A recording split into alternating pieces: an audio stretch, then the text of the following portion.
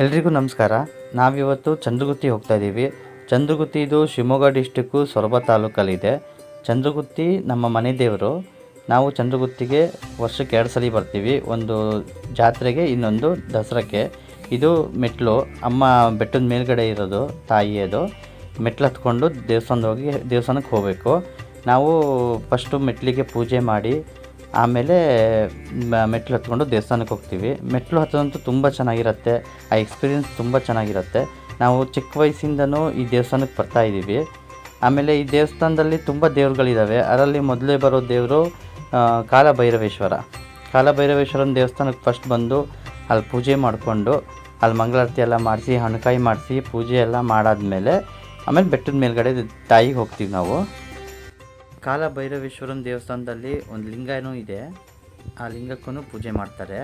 ಅದೆಲ್ಲ ಮಾಡಿ ಆದಮೇಲೆ ಮತ್ತೆ ಬೆಟ್ಟ ಹತ್ಕೊಂಡು ಹೋಗಬೇಕು. ಸ್ವಲ್ಪ ದೂರ ಬೆಟ್ಟ ಹತ್ಕೊಂಡು ಮೇಲೋದ್ರೆ ಅಲ್ಲಿ ಚಂದ್ರಗುತ್ತಿಯಮ್ಮಂದು ದೇವಸ್ಥಾನ ಇದೆ. ನಾವು ಬೆಟ್ಟದ ಮೇಲ್ಗಡೆ ಹೋದಾಗ ಸಂಜೆ ಆಗಿತ್ತು. ಸಂಜೆ ಪೂಜೆ ನಡೀತಾ ಇತ್ತು. ಪೂಜೆ ಅಂತೂ ತುಂಬ ಚೆನ್ನಾಗಿ ನಡೀತಾ ಇತ್ತು.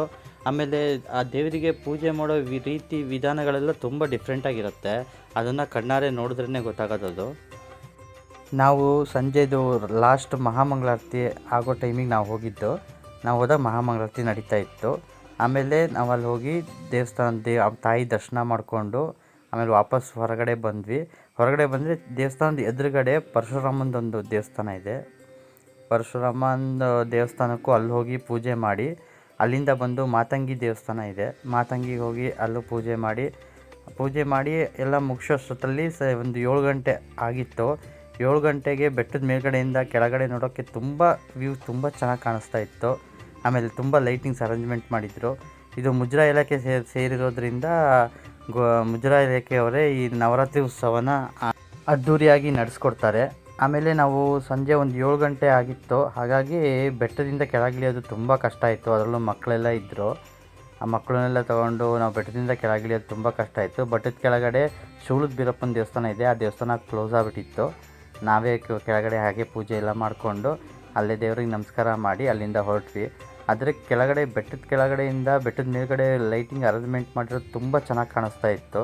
ನೋಡಿ ತುಂಬ ಖುಷಿಯಾಯಿತು. ಈ ತಾಯಿಗೆ ಏನಾದರೂ ಹರಕೆ ಮಾಡಿಕೊಂಡ್ರೆ, ಮನಸ್ಸಲ್ಲಿರೋ ಏನಾದರೂ ಪ್ರಾರ್ಥನೆ ಮಾಡಿಕೊಂಡ್ರೆ ಅದು ಆದಷ್ಟು ಬೇಗ ಈಡೇರುತ್ತೆ. ಈ ಥರ ತುಂಬ ಉದಾಹರಣೆಗಳು ನಾವು ಕೇಳಿದ್ದೀವಿ. ಹಾಗಾಗಿ ನೀವು ಫ್ರೆಂಡ್ಸ್, ನೀವು ಯಾರಾದರೂ ಚಂದ್ರಗುತ್ತಿಗೆ ಬರಬೇಕು ಅಂತಿದ್ದರೆ ಬೆಳಿಗ್ಗೆ 10 ಗಂಟೆ ಇಂದ ಸಂಜೆ ಒಳಗಡೆ ಅಂದರೆ 6 ಗಂಟೆ